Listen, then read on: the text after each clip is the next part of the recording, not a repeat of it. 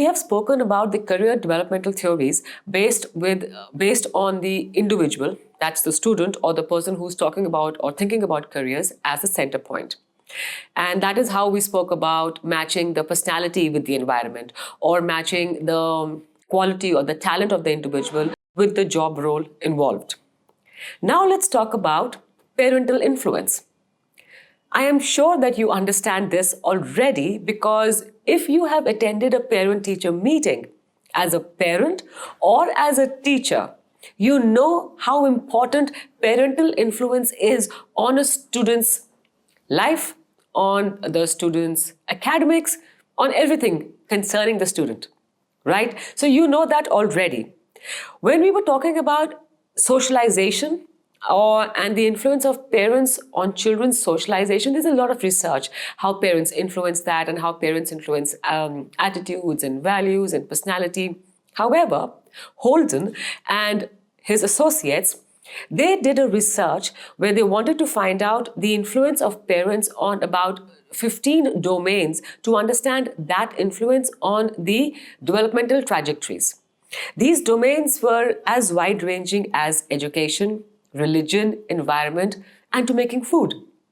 And of course, our focus is on the parents' influence on the educational trajectories. They researched on two methods that parents can use to influence. That is guidance and exerting some sort of pressure. We've seen that also. And in a parent-teacher meeting, there are some parents who ask you that, okay, now please tell me, how can I help my child study better? Or what more can we do to ensure that he stays on this good path of scoring appropriate marks? As compared to some parents who say that you do whatever it takes from your side to make sure that he studies, and we will make sure that if he does not study, these are the consequences that he will face. So we have guidance and we have the pressure that the parents can use, two methods that they use to influence. When we speak about Holden and his research, he spoke about 4 ways in which the parents talk about and influence these trajectories. Before I go on there, the word trajectory over here means the path, the curve, the learning curve, or we can talk about the movement forward from point A to point B. That is what this word trajectory means, right? So you can interchangeably use the word trajectory to the word path. So Holden's research came up with these 4 ways in which parents influence their children's trajectories, developmental trajectories, that they initiate them, they sustain them, they mediate them, and how parents respond or react to child-initiated trajectories. So let's take them one by one.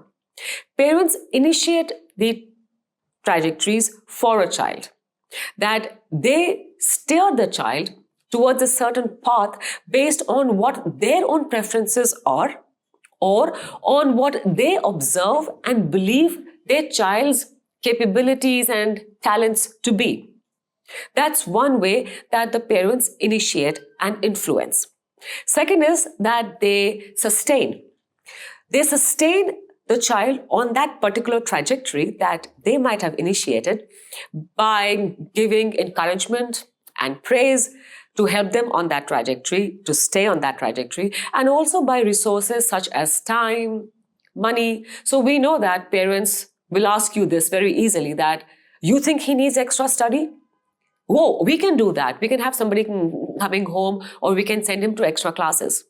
So we know that parents do sustain a trajectory which they think is suitable for their child. They have that influence. Next is mediate. So when they think that the child is on the trajectory but is not working on it, or is slacking on it, or the child wants to do something else, then the parents will come in and mediate, steer the child in the direction that they again want. That's parental influence. And the last point is, how do parents respond or react to a trajectory that the child might want to initiate? Again, the parent will go back to initiation, sustain and mediating the child-initiated trajectories. If the trajectory that the child has initiated, he has thought about. So as a career counselor now, or as a teacher right now as you are, you probably have heard this, that we didn't want him to do this, we didn't want him to take up the subject, but he chose. That is often what we've heard. Or that, oh, he wasn't keen, but we wanted him to take this. And now he has agreed, so now how can we help? So child-initiated trajectories are also accepted by the parents and then initiated, and they take their own way out of it towards the child's development. The parent sustains a child-initiated trajectory by, again, giving praise or encouragement and investing in time and material resources like tuitions or extra classes. And of course, the parents mediate again if they think, according to their thoughts and their perceptions, that what the child is doing is not what they want. Interestingly, it was also found out in the research that the most guidance that parents give in trajectories that were researched was education and the family trajectories. And the least guidance was given in artistic and environmental trajectories, meaning to say that what kind of subjects the student is studying, what kind of job opportunities a subject has, all of that was something that the parents wanted to be heavily invested in. But what hobby the child is taking, what artistic pursuits that the child might want to take, or what kind of environment he wanted in his room or around him where he wanted to stay. These were things that the parents were, according to Holland's research, not so interested in, or they didn't want to exert so much influence in. So that is Holland and his associates' research on the parental influence.